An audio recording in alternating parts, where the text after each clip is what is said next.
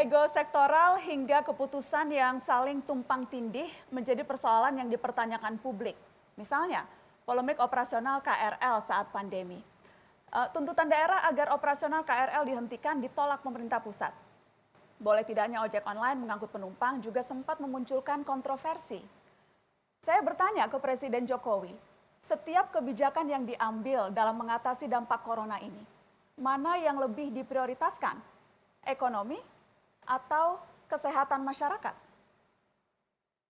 Pak Presiden, yang juga disoroti adalah selama masa pandemi ini dan kebijakan-kebijakan yang diambil. Tumpang tindihnya kebijakan antar lembaga atau antar pemerintah pusat dan pemerintah daerah. Soal ego sektoral, Pak, yang bahkan diakui oleh Ketua Gugus Tugas Pak Doni Monardo, ego sektoral yang menyulitkan wewenang yang diberikan padahal sudah besar lewat Kepres yang Bapak terbitkan, tetapi dalam prakteknya di lapangan tumpang tindih dan tidak efektif, Bapak Presiden. Ya, tidak ada hal yang sempurna.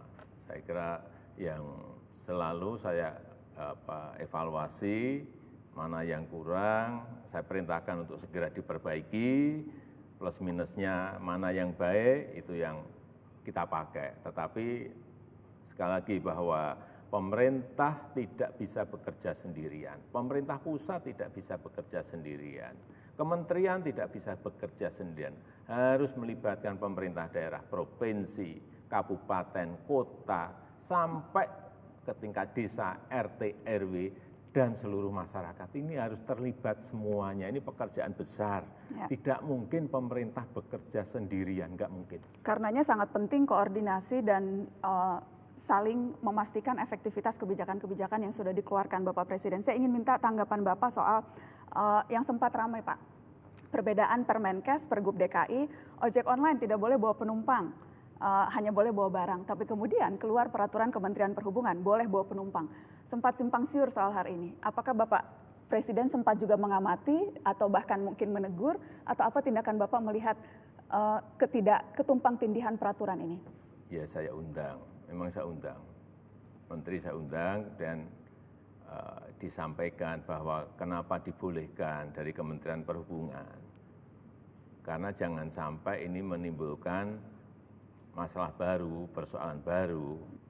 Menteri menyampaikan pada saya, tidak dilarang pun mereka sudah nggak ada penumpang, Pak. Jadi kalau dilarang nanti malah menjadi masalah yang baru. Tapi aturan itu harusnya memang yang benar, satu garis sama semuanya, tapi ini ada yang melihat dari sisi sosial ekonomi, ada yang melihatnya dari sisi kesehatan, yang ini memang perlu disinkronkan. Kalau Bapak Presiden selama ini melihat pandemi ini dari sudut pandang yang mana, Bapak? Apakah memang aspek ekonomi yang lebih diprioritaskan atau aspek kesehatan masyarakat? Saya kira yang diutamakan, sekali lagi di awal kan sudah saya sampaikan, COVID ini adalah virus yang sangat berbahaya. Sehingga yang didahulukan, yang diutamakan tetap kesehatan. Tetapi antara kesehatan dan ekonomi ini ada relevansinya. Nggak mungkin kita hilangkan salah satunya, nggak mungkin. Hanya yang didahulukan yang mana. Yang mana, Bapak? Ya tadi sudah saya sampaikan sejak awal, virus ini berbahaya. Oleh sebab itu kesehatan adalah yang diutamakan. Tetapi ini berhubungan. Coba saya berikan contoh. Kalau ekonomi nggak baik, ya kan? Kemudian masyarakat tidak mendapatkan gizi yang baik, atau yang lebih buruk lagi masyarakat tidak makan, imunitasnya menjadi lemah, virusnya gampang sekali masuk. Ini berhubungan, ada relevansi, nggak bisa saling ditinggalkan, itu nggak bisa.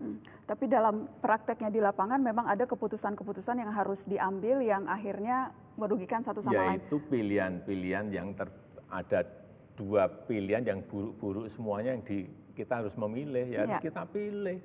Nggak akan memuaskan semua orang karena pilihannya itu buruk-buruk semuanya. Kalau ada pilihan baik dan pilihan buruk, itu bisa dipilih. Ini pilihannya buruk-buruk semuanya. Karenanya Pak, saya mau tanya detail lagi Bapak, karena kan Bapak sangat detail orangnya. Soal ketidaksinkronan aturan Pak. Jadi PSBB melarang beroperasi perusahaan-perusahaan kecuali 8 sektor yang dikecualikan. Tapi ada surat edaran Menteri Perindustrian Pak, nomor 7 tahun 2020, memberi izin beroperasi saat PSBB. Padahal perusahaan-perusahaan yang diberikan izin itu di luar sektor-sektor yang sebetulnya dikecualikan pemerintah. Kebijakan ini diprotes Apindo, Pak, disebut tidak adil. Ini kan contoh berbeda-bedanya keputusan yang diambil di jajaran di bawah Bapak yang akhirnya membingungkan rakyat. Ya, saya melihat memang karena masih sektoral. Setiap kementerian pasti akan melihat kepentingan sektornya masing-masing, itu yang selalu terus saya tekankan agar ini satu bahasa, utamakan kesehatan dulu. Tapi dalam prakteknya kan mereka juga didesak oleh sektornya masing-masing, Pak, yang menunjukkan bahwa sektor ini kalau tidak juga diberikan perhatian akan memberikan dampak ini sehingga menteri kadang-kadang juga atau daerah pun kadang-kadang juga berbeda itu karena itu, karena di lapangan itu suaranya berbeda-beda dari rakyat. Tapi komando ada di tangan presiden. Iya, selalu kalau ada masalah di lapangan seperti itu, langsung detik itu juga saya panggil. Kalau alasannya masuk akal dan alasannya memang untuk kepentingan rakyat yang lebih banyak, ya saya putuskan. Tetapi memang sering kita diberikan pilihan-pilihan yang buruk semuanya. Sehingga yang diputuskan manapun pasti membawa resiko atau dampak. Celah untuk mendapatkan resiko dari pihak lain atau sektor yang lain pasti ada. Saya mau kasih satu contoh lagi Bapak soal KRL. Karena belum lama Kepala Daerah Jabodetabek mengirimkan surat kompak meminta agar KRL dihentikan operasionalnya sampai tanggal 28 April. Karena dalam praktek ya masih terjadi penumpukan penumpang sehingga protokol kesehatan itu sulit untuk bisa dijaga. Tetapi kemudian Kementerian Perhubungan menolak permintaan itu. Apakah memang Bapak Presiden menyetujui keputusan ini dan apakah memang itu Bapak lihat sudah mempertimbangkan faktor kesehatan seperti yang tadi Bapak katakan merupakan pertimbangan utama Bapak Presiden? Kalau daerah-daerah mau mempersiapkan dan mau menanggung dari keputusan yang diminta itu akan kita berikan. Artinya pekerja harian yang naik KRL, buruh-buruh harian yang naik KRL, pedagang asongan yang mendapatkan nafkah dari naik KRL, karena naik KRL itu sangat murah sekali. Itu ditanggung oleh mereka, dijamin oleh mereka dengan bantuan sosial yang baik, saya hentikan. Tapi tanggung jawab itu ada di pemerintah daerah? Ya, karena kan mereka meminta, mestinya tidak hanya meminta, menyiapkan juga bantalan sosial, safety net, jaring pengaman sosialnya disiapkan dulu. Jangan hanya meminta, dihentikan, kemudian ya sudah masyarakat dibiarkan cari sendiri-sendiri, nggak bisa seperti itu yang saya nggak bisa. Bukan masalah kebijakannya, tidak, bukan itu. Nggak apa-apa, dihentikan nggak apa-apa, tapi ini siapa mereka, siapkan dulu bantuan sosial untuk mereka. Atau kalau tidak, saya kemarin menyampaikan, kalau ada bus, siapkan bus agar tidak berdesak-desakan di KRL, sehingga tetapi busnya juga diisi separuh saja sehingga ada physical distancing di situ, sehingga ini memberikan solusi. Hanya kebijakan, kalau kebijakan yang tidak memberikan solusi itu akan memunculkan masalah yang baru. Kemudian ini nyambung dengan mudik, Pak, kontroversi mudik yang sempat di awal-awal komunikasi publiknya itu juga sempat simpang siur. Jadi sesungguhnya Pak, saya bertanya sekarang langsung ke Bapak Presiden, mudik itu diperbolehkan atau dilarang oleh pemerintah? Semua kementerian pro dan kontra, ada yang setuju, ada yang tidak setuju. Tapi sejak awal sudah saya sampaikan kepada Menteri bahwa suatu saat pasti akan saya larang. Suatu saat? Iya, bisa aja besok pagi, bisa aja minggu depan. Pasti akan saya larang karena kita tahu bahwa mudik, hitung-hitungan terakhir kita, itu menyangkut masih yang ingin mudik, itu hitungan kita, kajian lapangan kita masih menyangkut orang yang jutaan. Bukan hanya ribuan tapi jutaan. Ada 34% yang masih ingin mudik.